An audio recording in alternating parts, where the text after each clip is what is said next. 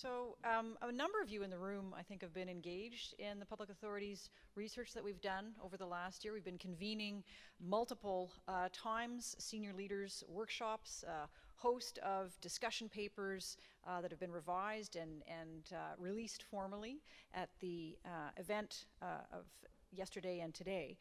So I come to you with a lot of findings. We've been very, very busy over the last year. So those of you who aren't familiar with the Public Authorities Research Stream, we launched this formally about a year ago in 2017 with the release of a paper that Mike Cleland and I co-authored called System Under Stress. This paper lays out our diagnosis of the reason that Canada is facing public confidence challenges increasingly over the last number of years, and also, as Dave mentioned, core stresses in energy decision-making that the country needs to attend to.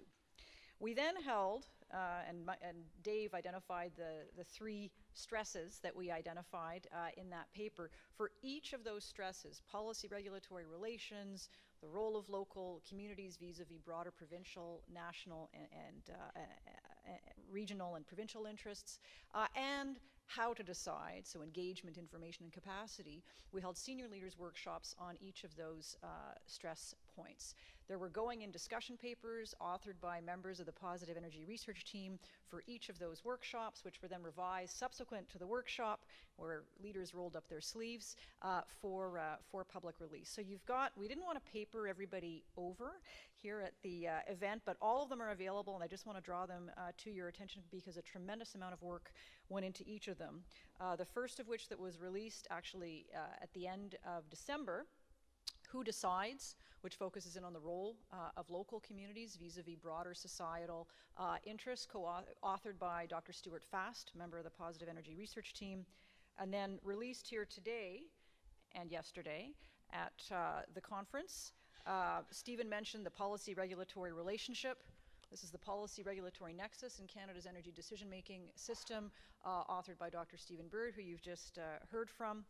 And then finally, How to Decide, engagement, information, and capacity, authored by Professor Louis Simard, another member of the Positive Energy Research Team.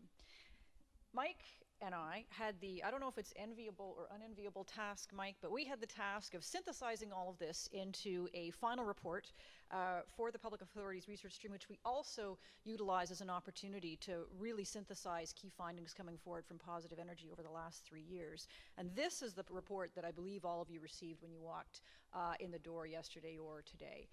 The title of this report, and I'm going to talk about this, is Durable Balance. That's really what we've been sort of thinking through over the last 3 years, is how do you get to decision-making systems in energy that are durable, that are stable, that are balancing off key energy imperatives in ways that are actually stable in the long term. And that's what I'm going to be focusing my remarks on here today. So, based on the research and engagement that we've undertaken very extensively over the last number of years, and it's laid out in this paper, so I won't go into extensive detail here at this time, but it will lay out for us, I think, some place to start in terms of our discussions, is there are a number of guiding concepts that have emerged in our research that I think, to Dave's point, we all really need to bear in mind in terms of this isn't just about the issue of the day, this is about what are the energy decision-making systems that should be put in place in this country for the long term. So, number of guiding concepts.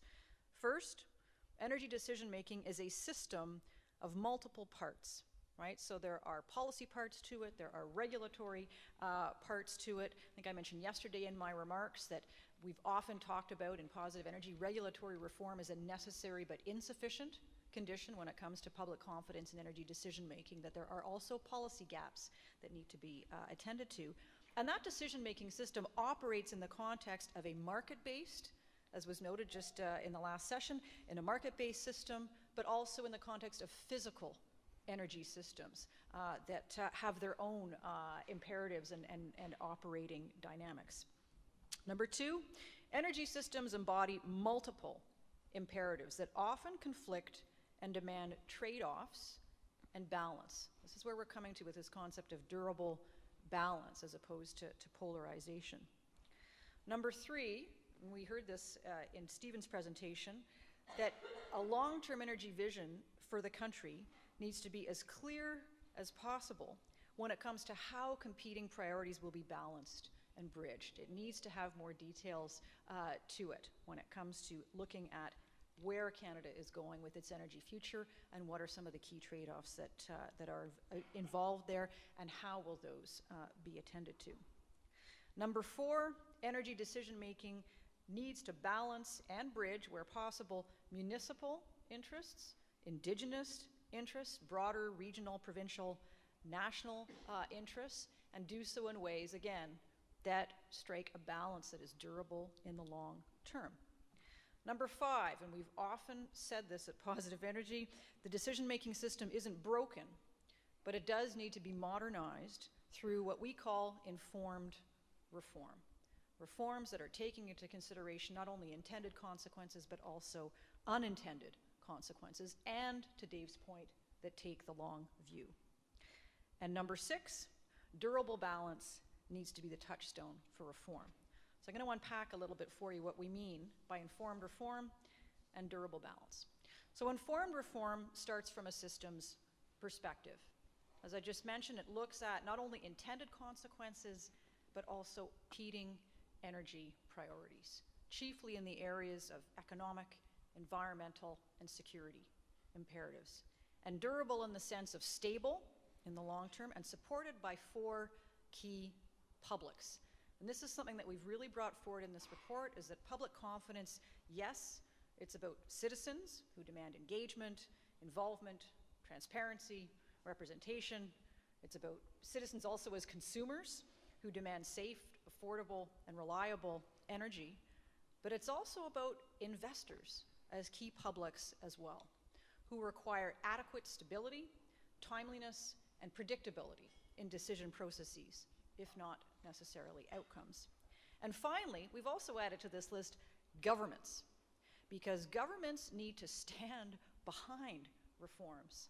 They need to have confidence in the decision-making systems that they've put in place, and they need to be seen to have confidence in the system. So the Durable Balance report proposes how to achieve durable balance. It calls for addressing the 3 key stresses in energy decision-making identified in the System Under Stress paper. And I'm just going to very briefly go through a few key points, and then we'll get on with the panel. So first, when it comes to the policy-regulatory relationship, the importance of well-articulated public policy flowing from federal, provincial, and territorial governments. That's going to be the foundation of successful outcomes. Governments need to talk to regulators. One of the things that's come out in our work is that we've sometimes in this country interpreted regulatory independence in ways that have prevented what could have been otherwise quite important communication between policymakers and regulators. But of course, governments need to respect and be seen to respect the independence of regulators. Stress number 2, who decides? Local, Indigenous, and broader societal interests.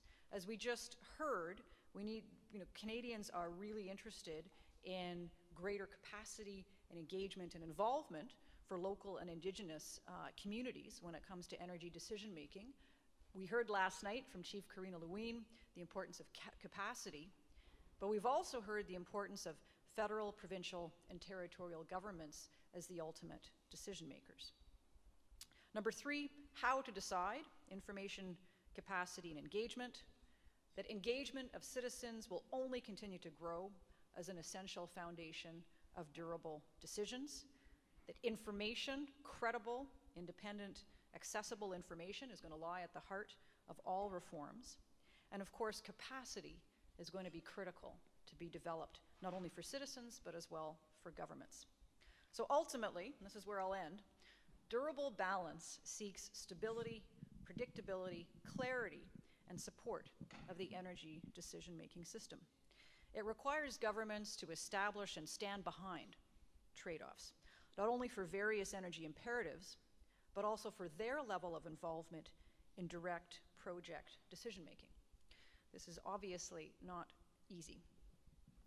But the research that we've undertaken with Nanos in terms of Canadians' public opinion underscores that Canadians are looking for balance. and they're looking to governments to strengthen their performance. If not, I think this is our fear at Positive Energy, is that Canada will continue to spin its wheels on energy decision-making, which will compromise the country's capacity to develop its energy resources of all forms, to strengthen its environmental performance, and to move effectively towards a lower carbon energy system.